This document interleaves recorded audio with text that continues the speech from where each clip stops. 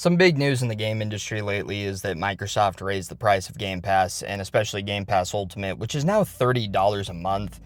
And obviously, people have had a very negative reaction to this. Now, if you're quick and you're still wanting to use Game Pass, you can go to GameStop, you can go to a few different outlets and still pick it up at about $20 a month, or maybe even $19 at GameStop, but not for long. This has been probably the most negative reception I've ever seen of Xbox as a gaming brand, quite frankly. For a long time, people didn't really care whenever they would do something anti-consumer, or they would just kind of write it off as not a big deal. And it's understandable. Like, at the end of the day, some of these things just don't really impact the general gaming audience. They'll maybe impact the diehards like myself, or they'll impact, maybe even families who don't have a lot of money to spend on games. But for most people, it just doesn't really matter. But I found this comparison to be pretty interesting. So, back in the day, if you went to Las Vegas, you could get a hotel room for about $20. You could get a buffet for about $6 to $8. And oftentimes you'd go gamble, and that's where Vegas made their money. Now, I don't know if you've heard lately, but Las Vegas isn't exactly doing great. A lot of people have tried to excuse it, but the reality is tourism is down, and it's very concerning to the point where they've been doing some crazy sales lately, trying to get people to come back. And it's mainly because people can gamble from their phones, is what a lot of people think. However, the more notable thing is, for one, hotels are like $250 a night, plus a $100 resort fee, plus the fact you have to pay for parking, plus the fact that blackjack is now 6 to 5 if you get a blackjack and not 3 to 2. Oh, plus the fact that water bottles are like $25 at any gift shop, and food just in general is through the roof. Everything costs so much money that nobody can afford to go back there. And this, in a lot of ways, is the exact same route that Xbox has taken as a gaming company. Microsoft wants you to pay $649 for the same disk drive Series X that you paid $499 for back in 2020. And $360 for Game Pass on top of that means that for 1 year of the standard Xbox experience is over $1,000. And I don't want to make it sound worse, but if you go year by year, you're adding $360 for Game Pass Ultimate every year. And it's going to sound bad, but the reality is we buy games every year. Some people don't spend that much, some people spend more. But when you compare this to what the prices were at Black Friday 2023, just 2 years ago, it really, really sounds bad. Now, the Series S used to cost $240 or even less during some Black Friday sales, and you could get this with 3 months, if not a year, of Game Pass Ultimate, and sometimes even an extra controller. I vividly remember there being deals on the Series S where it would go down to like $189 or even lower than that, and for the Series X going down to $359, which for that console was a great deal. And you could get that with Game Pass Ultimate, which at the time was still $15 a month. Altogether, you were getting an incredible value, and now you're paying over twice that amount, and it's just unsustainable. It's understandable why people are so mad. So the comparison to Vegas might be a little weird, but when you consider the fact that Vegas is getting all of its profit through gambling, or at least used to, and now it probably profits through everything, consoles used to profit just through software. Like, these companies weren't making money on their hardware, they were making money on getting people to buy their games, because those are easier, cheaper to produce, and digital copies aren't, being shipped out and such. So if you're charging $70 for a game that doesn't even have to actually be sold in stores, then you just take most of that revenue back. Obviously, we could get more technical on how that's split between the companies, the higher-ups of the publisher, the studio, etc. But point is, this generation has been pretty rough, and for me, the Game Pass price increase is just the tip of the iceberg for how bad of a generation it really has been for Xbox. And before I continue, I want to make this clear that this isn't really just exclusive to them. This kind of encapsulates Nintendo and Sony, because they aren't having their best generations either, and it's not even close. They are having a very tough time right now. Just in general, you can feel a sort of negative energy surrounding the entire gaming industry, despite the fact that 2025 has actually been a pretty dang good year for game releases if you look at it. But when it comes to Xbox, first off, they released a console that didn't have any new first-party games, and they did get Gears Tactics, but that was already on PC, and I'm pretty sure also dropped on Xbox One the same day. Oh, yeah, they did get Yakuza Like a Dragon. They had timed exclusivity on that. And, I'll be fair, there were a few next-gen upgrades, like Gears 5 got a next-gen upgrade. bunch of other games did, but most games were kind of just locked to the performance they were at on Xbox One. And I guess Xbox One X, there were a lot of games that were upgraded for that. But launch lineups aren't everything. Like, yeah, it's an investment. If you buy a console, it's going to last you like 6 to 8 years. And as somebody who plays on PC, at some point, you do have to upgrade your parts there as well. But again, the launch lineup, it wasn't everything. It was about what was to come. And for Xbox, that has unfortunately not been much. So it kind of starts with the game presentations, obviously, where you announce your games. And for Xbox, they took advantage of this early by announcing games that were sometimes 5+ years out, as in proof with Fable. Fable got announced in the summer of 2020 before the Series X launched, and it is still not out, and that's okay. Game delays are fine. I'm not here to hate on those developers. They're doing their best. But then you have games like Perfect Dark and Everwild, which have been completely canceled. And in the situation of Perfect Dark, I can't help but get a little bit frustrated because this game was announced in 2020, and there were rumors of development hell going on with it. And then in 2023 or 2024, in that range, we had a second trailer. And it turns out that second trailer was just a really early sort of tech demo trailer. Like, the game really hadn't seen much development at all. And I know a lot of people who bought their damn system because of that game's announcement, and it's been canceled. Like, they doubled down with a second trailer on that game and still canceled it. This is not just like, The Last of Us Factions, which also got canceled. Like, I get it. Game cancellations happen all the time. But very rarely is it fully announced games or games that have had multiple trailers getting canceled. And everybody kind of made fun of Scalebound when that happened. But to me, this one, I'm amazed more people didn't complain about this because I do know a lot of people who bought their console anticipating Perfect Dark. And to a lesser extent, Contraband and Everwild were still intriguing games. We didn't know much about them, but they still had full trailers. And people were hyping those things up as the highlights of their not E3 at the time. And it's just really ironic to me, they haven't really been able to develop their games this generation. And even if you look at the ones that came out, I can count a few successful hitters there. They had Indiana Jones recently, which is a great game, also released on PS5. They had Starfield, which is very disappointing for a lot of people, but I would still consider it a good to even great project. It surprised me a little bit. And credit where it's due, they haven't pushed for exclusivity. They have been putting their games out there on multiple platforms, and I would go as far as to say that's the most pro-consumer thing they've done this generation. There was a real concern there that after the acquisition of Activision Blizzard and after the acquisition of Bethesda, that all of those games would go fully exclusive. And, Bethesda wasn't as big of a problem. Activision, that's another story. But it doesn't look like any of those are going to be exclusive now. And so, that's probably the most pro-consumer move that they have, quite frankly, ever made. This is the company who invented the pay-to-play online concept. They are notorious for having scummy moves here and there. So for them to actually allow competitors to have their games was kind of a win in my book.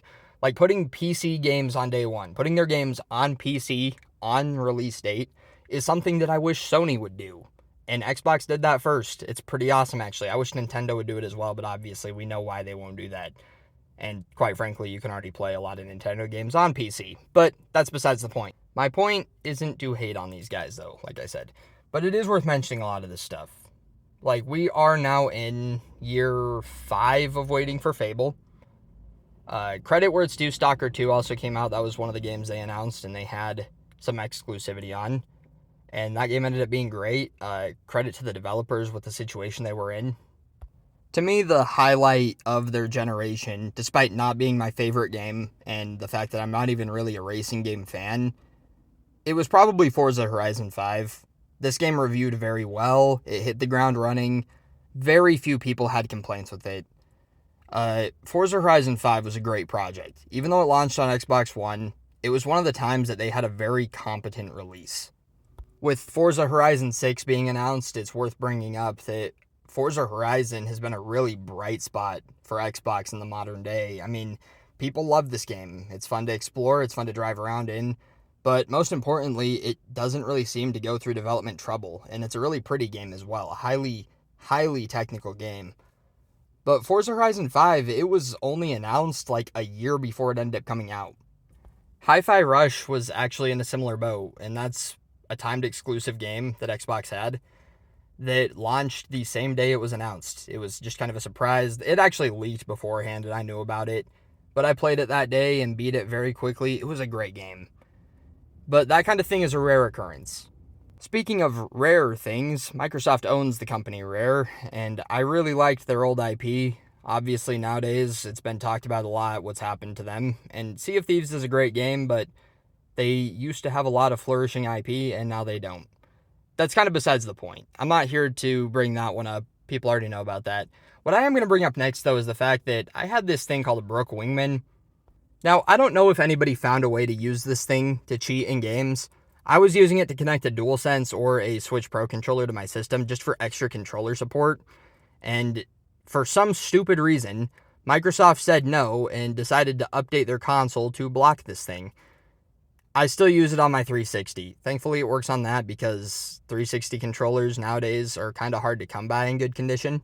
But it was still really annoying because they didn't really have a reason to do this. And from what I know, there has been no benefit to actually removing support for stuff like this. I'm pretty sure nobody has seen a noticeable change in the amount of cheaters in their game since this update. If somebody wants to go through that and actually give me a reason why that was a good thing that they removed support for things like that, I would be happy to hear. But from what I know, all that the Brook Wingman did in a lot of these devices, all they did was just add accessibility. And so Microsoft just cutting them off was 100% because they just wanted you to spend more money on their first-party products. And they realized that these devices would allow people to use third-party products, which they can't have. So if anybody, again, has a reason that would have been good for them to remove this, let me know. Another thing worth mentioning is the proprietary storage, which is really annoying that it's still as expensive as it is. Back in 2020, there was a huge debate on who had the better storage expansion option between Sony and Microsoft, and now you can throw Nintendo into the mix with those Express micro SD cards, which are really expensive. And those kind of suck too, but Microsoft's option still really hasn't gone down in price. Like, you have a few other people producing them, but over the years, Sony has had just any M.2 SSD that matches the speed of the console supported for the PS5. You might need a heatsink in some cases, but to me, it's just been by far the better option. Like, it's faster and it's cheaper. The only downside is you actually have to open the side of the console and screw it in. But it's still really easy to do, and if I can do it, anybody can do it. At the end of the day, those are just smaller things that aren't that big of a deal. You don't need storage expansion. You don't need a Brook Wingman. Those are just things that kind of annoyed me. But if we go back to the price increases, there is one little detail that really ties this all together. Microsoft had just announced the day before the price increases that they had generated $5 billion in profits from Game Pass in the last fiscal year. That's right. One fiscal year, record high $5 billion in profits off of Game Pass. So, yeah, it kind of ties it all together. It's greed. It always has been greed. You don't become a $4 trillion company like Microsoft without being a little greedy. This is insane to me. Microsoft, who simultaneously upped the prices of Game Pass and also upped the price of their consoles, mind you, $400 for the Series S now, $649 for the Series X, and $800 for the 2 terabyte Series X. That is the same console from 2020 with 2 terabytes of storage. And this is besides the point, but $1,000 for the Xbox Ally X and $599 for the base model. It makes me wonder where we're going from here. I used to really love Xbox. The original Xbox and the Xbox 360 are great consoles. I loved playing Morrowind on original Xbox, Fable, Halo 1 and 2, Fusion Frenzy. The Xbox 360 I played a ton of games on, like Fable 2, Fable 3, the Gears trilogy. That was more recent, actually. I played that one more recently, and I had a lot of good times, but it feels like they aren't going to be around for much longer in the gaming industry. I don't know who's going to stick around on Game Pass and keep jumping in at this price point. They're going to not only lose customers, but they've made the entry point much harder for people. And maybe there's a point to be made that, yeah, they could end up bringing a ton of good day one releases and building up the value on Game Pass, but they forced people into Ubisoft Plus and EA Play and Fortnite crew is the reason for upping this thing so much. Like, $20 to $30 a month really adds up quick. That is a lot of money to pay over the course of multiple years of a console's lifespan, mind you. And all of this without even mentioning the fact that they have DRM on their physical discs. Now, they aren't alone on this. A lot of PS5 games do it, and Nintendo has made it a little more obvious with the game keycards that they're doing it too. What this means is if you buy an Xbox game, like a physical game, take Starfield for example, that disc doesn't have content on the disc. So if you don't have an internet connection, you can't play the game. Unless it's already been downloaded and they see you have the license to it. Servers go offline though, that physical game is a paperweight. It might not seem like a big deal, but this is something that has been complained about with Nintendo for a long time now, and I'm surprised nobody brings it up with Microsoft. They don't care about ownership in the slightest. They're pushing a rental service. They're now charging $30 a month for it, and their physical game option isn't even an ownership option. At the bare minimum, Nintendo's first-party games, notably Mario Kart World and DK Bonanza, still have content on the cart.